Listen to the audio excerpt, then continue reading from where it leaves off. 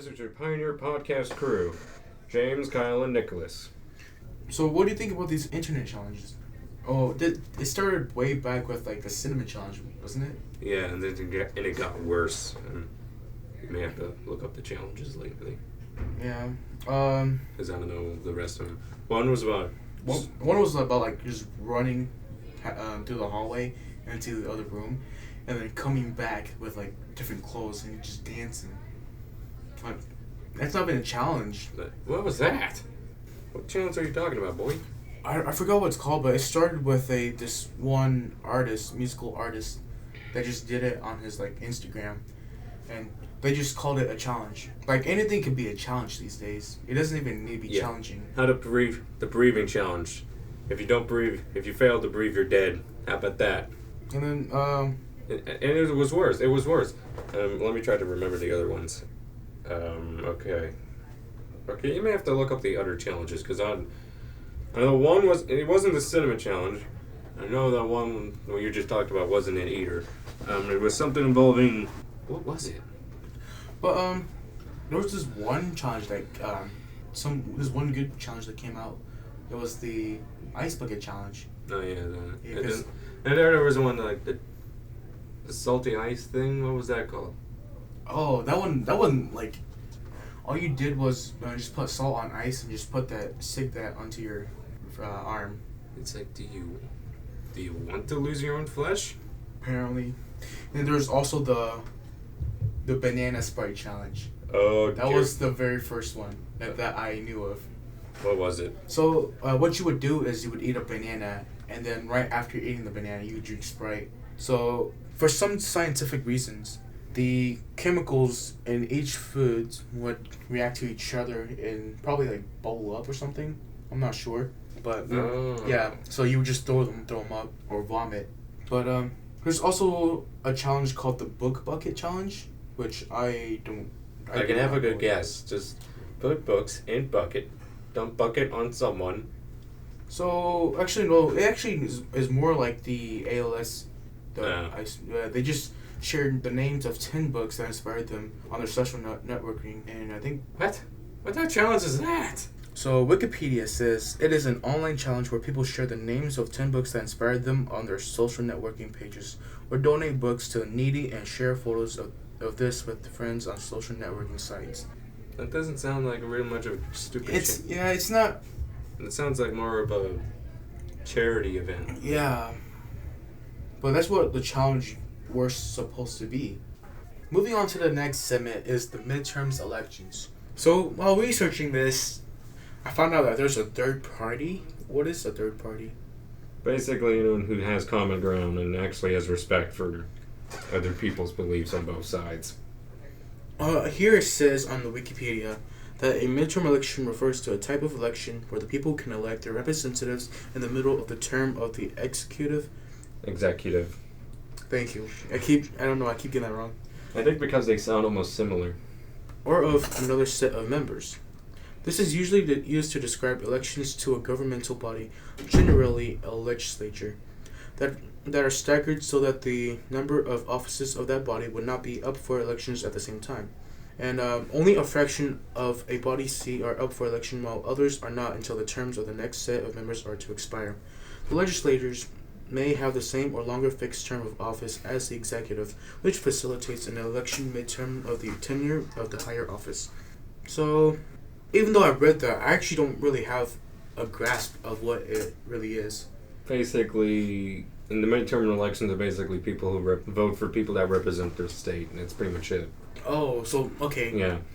You got the Democrats, the Republicans, and the third party, and... Yeah, so it also says that the elections is usually held in November every 4 years, and it's also near the midpoint of a president's 4-year term of office. What day is the election for the midterm? The midterm elections starts on November 6th. Okay. So that's not far off. That's not too far off. Yeah. It's like almost 3 weeks from now.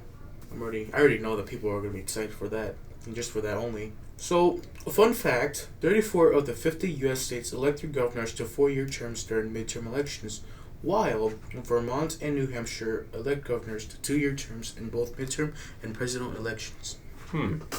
presidential elections, I mean. And then 36 governors are elected during midterm elections, and many states also elect officers to their state legislatures in midterm years.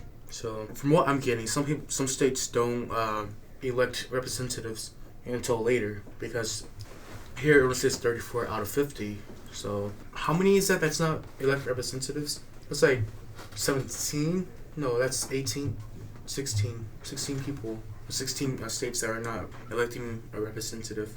And there's also special elections, and they are often held in conjunction with elections. So, additional senators, governors, officials may be elected to partial terms.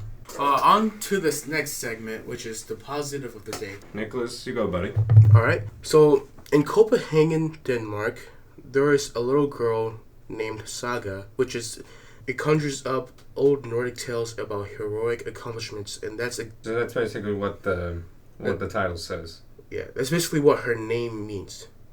And apparently this summer, she stumbled upon a pre-Viking era sword in the southern Sweden lake, I mean. Okay. Yeah, so Saga Vanacek, who is 8 years old, was helping her father with his boat in the Viddlestern Lake when she stepped on an 85 centimeter, which is 34-inch sword, in a holster made of wood and leather. It is also believed that it is to be about 1,500 years old, so that is pretty long. Yeah. Yes.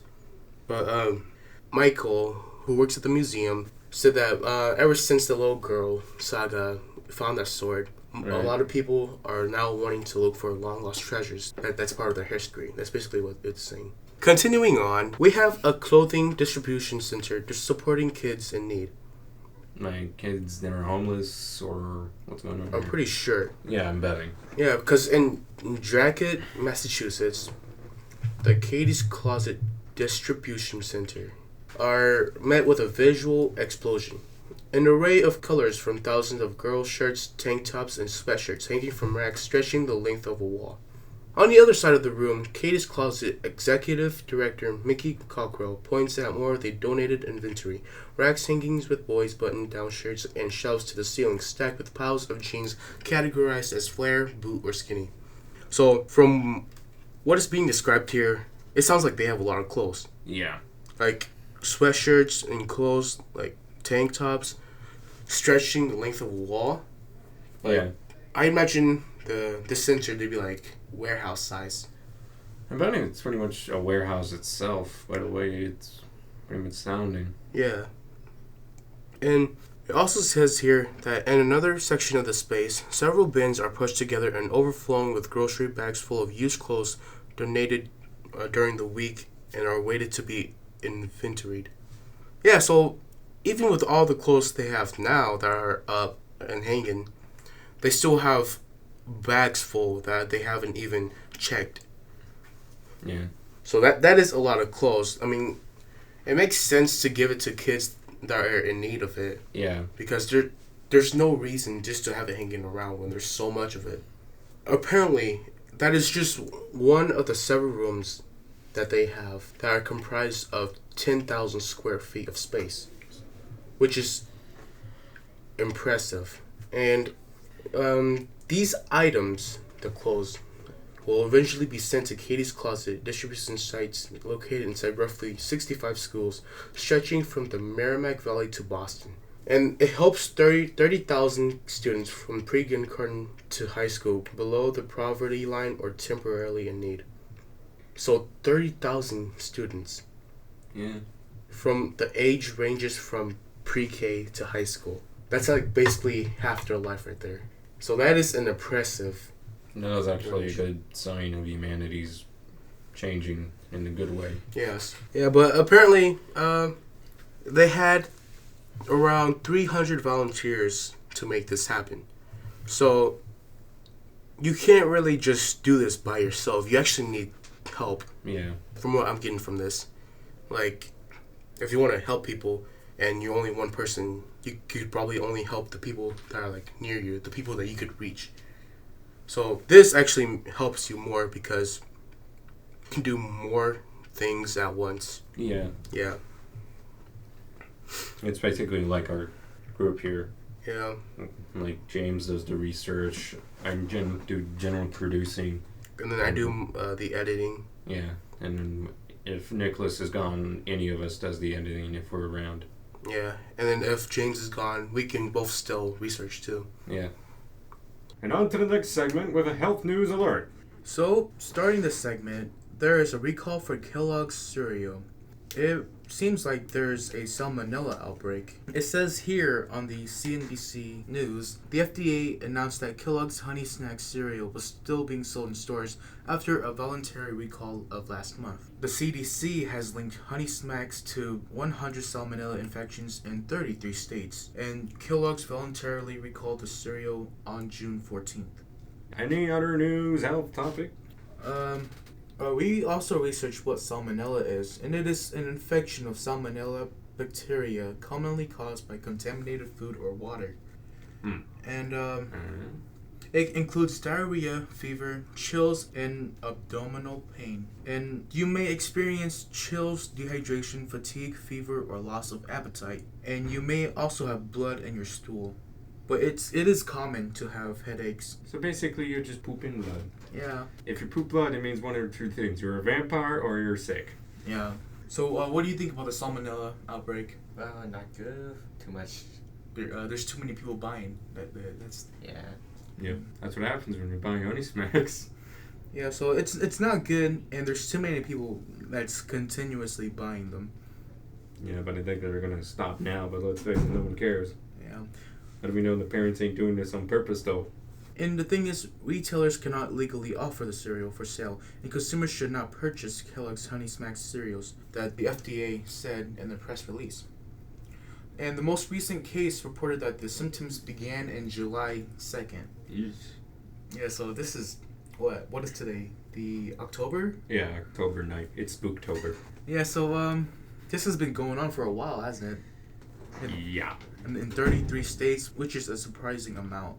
Both the CDC and the FDA told retailers that they should not sell or serve recalled Honey Smacks and warned consumers not to buy the cereal in stores and to discard any boxes of Honey Smacks they have at home. So it's getting pretty serious to where they told them, even if you do have it at home, Don't eat it. Don't eat it and just throw it away if you're not going to bring it back.